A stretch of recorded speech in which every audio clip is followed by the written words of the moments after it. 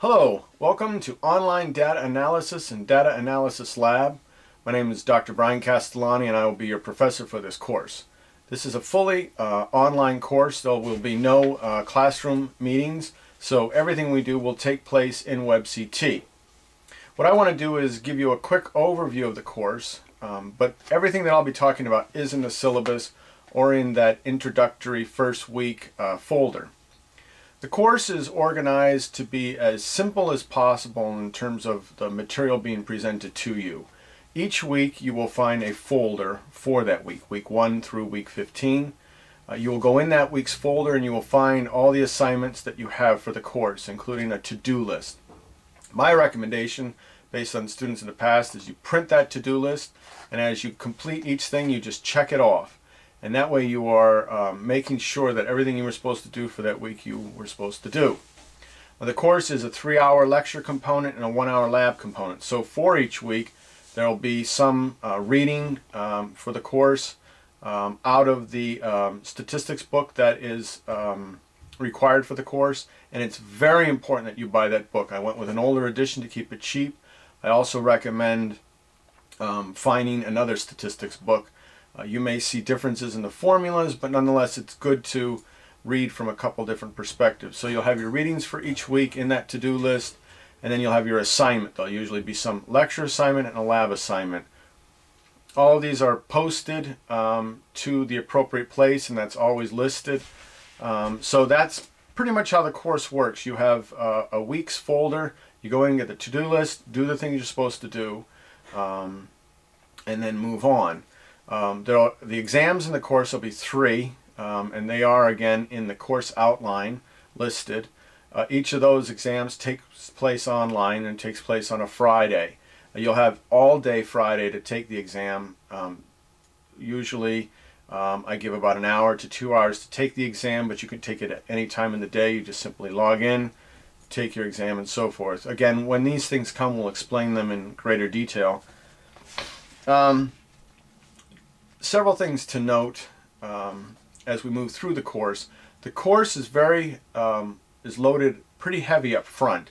You really need to be paying attention. Statistics is one of those courses where the course builds on the preceding material. So what we learn and work in week 2 will be relevant to week 3, and then what we learned in week 2 and 3 will be relevant to what we learned in week 4. So the front part of the course is heavy loaded. It's a lot of work. And then that begins to taper off, especially as you build a foundation. The labs are very important. The reason I have the lab assignments that I have is not to just engage in useless exercise, but they are really to show you how the material is applied. And historically, what I have found when it comes to statistics, especially for people in the social and health sciences, is it's through the application that a lot of these ideas make sense to people. So the labs are your best way to get a good grade overall, because you'll see how the material for that week is applied. So take those very seriously. They're not something to do after you get the lecture work done. They're something to do while you're doing it. There are equations for this course that you'll need to memorize and know. The equations are not ridiculously difficult. Most of statistics, particularly at this level, is basic linear algebra and some pre-calc stuff, but for the most part it's very straightforward stuff, and we will work through all the equations in the course. Remember, most of the questions on the exam will be all multiple choice, true, false, so I'll be asking you questions as it pertains to these various equations, but you will not actually have to write out any equations for the exam. To help you get ready for the course, you'll notice in week 1 there's a pre-test. Don't freak out when you take that. It's just to help me get a sense of where the course is in terms of what you as a group of students know, and it also gives you a quick eye to all the various stuff we're covering. But if none of that makes sense to you, don't worry about it. Again, it's just a pre-test. Relax and just take it. Emails. First of all, I do not respond to emails or other inquiries over the weekend. Weekends are family time for me. During the week, I am available Monday through Friday. You'll see I have an Ask the Professor section.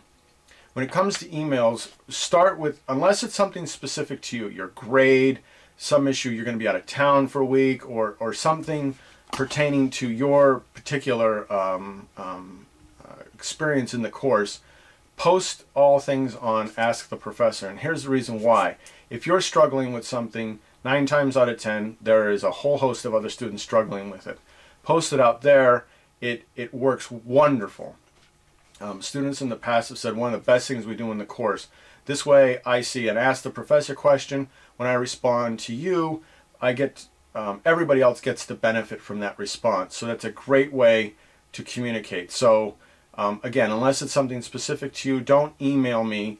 Put it out there to Ask the Professor, and that way you and the rest of the class benefits from the things I say. For example, didn't see this week the pre-test review that you said would be there by Wednesday. Where is it by chance? And I'll respond, oh, sorry, I didn't take the lock off on it, and now it's there for everybody. So that, rather than responding individually to 9 different emails, we do it that way. On the weekend, again, as I said, I don't respond to things. However, if something's come up for you as a group of students, I will take the time to respond to things, because I spend the weekend reviewing all the material from the previous week, grading things, and then posting the new week's assignment. All new week's assignments are posted on Sunday evenings, and then that way you can get the stuff ready to go on Sunday evenings into your week. I know everybody has very different schedules, and that's part of the reason of taking an online course. So we try to keep things very structured, and the more structured I am on my part, the more flexible it is for you in terms of being able to work your schedule into things. So that's a basic overview of the course. Again, we'll do a lot of communicating throughout the course. You'll see a lot of discussions and chats available for thinking about things. And I hope you enjoyed the course, and I look forward to you learning statistics. Take care.